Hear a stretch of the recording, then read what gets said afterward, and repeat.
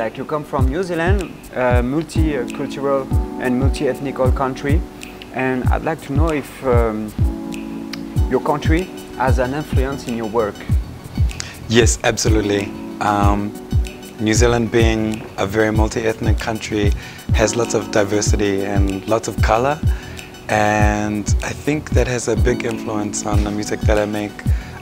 Myself having Guyanese, European and Jewish background, I try to blend all the different influences in my heritage into my music. So that's reggae, African music, Latino music, European music, and of course electronic music.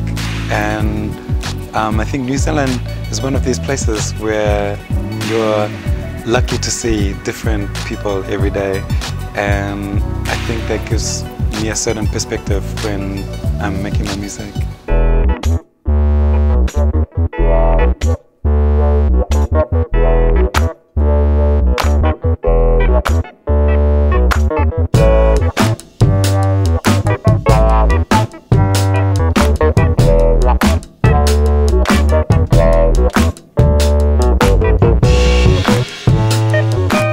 Just released your first album? Was it the first album? Yeah, my debut album. And what is the response of the public about this album? Do you have good response? And yeah, I was very happy with the response for my album.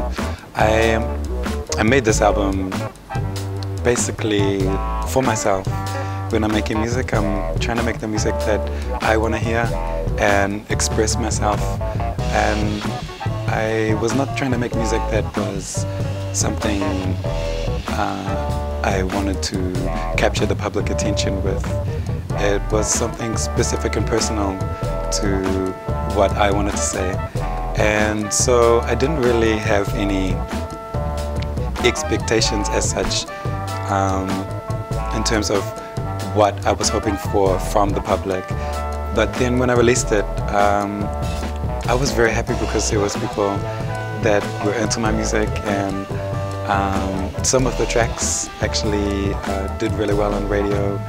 And here I am in Paris, France, and my music has managed to come this far. So yeah, it's like a dream come true for me.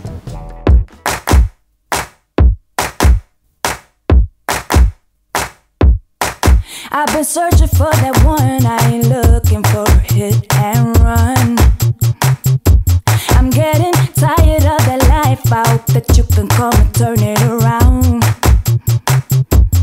I don't wanna move too fast with you, baby, because I like you. Resisting temptation is so hard to do, but I don't wanna lose. now the young people, they're more into guitar or keyboard, or you know. And how come that you are into a trumpet? Because it's not you know, usual now. the people, they're not so attracted. And what was the attraction for this instrument? Yeah, you're totally right. Actually, I feel like as a trumpet player, and when I'm playing with jazz musicians back home in New Zealand, I feel like we're some kind of endangered species, like Jedi Knights, you know, we're about to become extinct or something. But I think the reason why I play trumpet is basically from my father. He is a trombone player, and I spent many years listening to classical brass instruments, trombones and trumpets, and jazz brass instruments, trumpets, trombones, especially, like, were drilled into my head every day growing up in my family home. So I was already used to the sound of these instruments, and then when I reached the age of 10, my father bought me my first trumpet. And he says, apparently according to him, that when I opened the case, I picked up the instrument and blew a clean C, which is not really common because most people that pick up a trumpet make a very funny noise that doesn't sound like a trumpet. So I think, yeah, there was something natural with the instrument. From when I first got it, I felt comfortable with it, and it's taken me everywhere in life. So yeah, I'm very blessed to have this.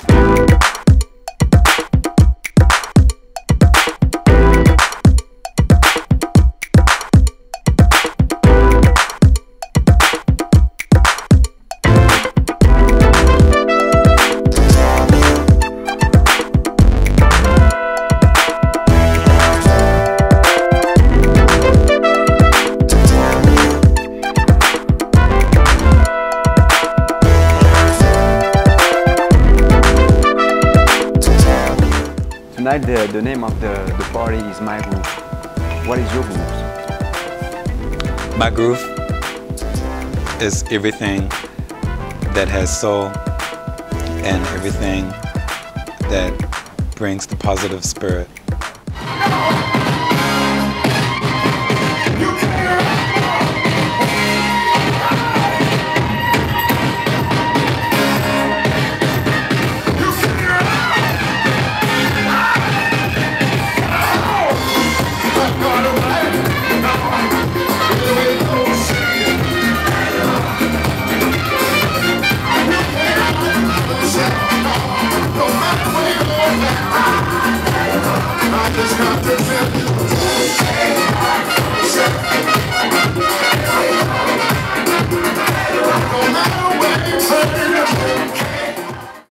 The Rugby World Cup just started, and I wanted to know something.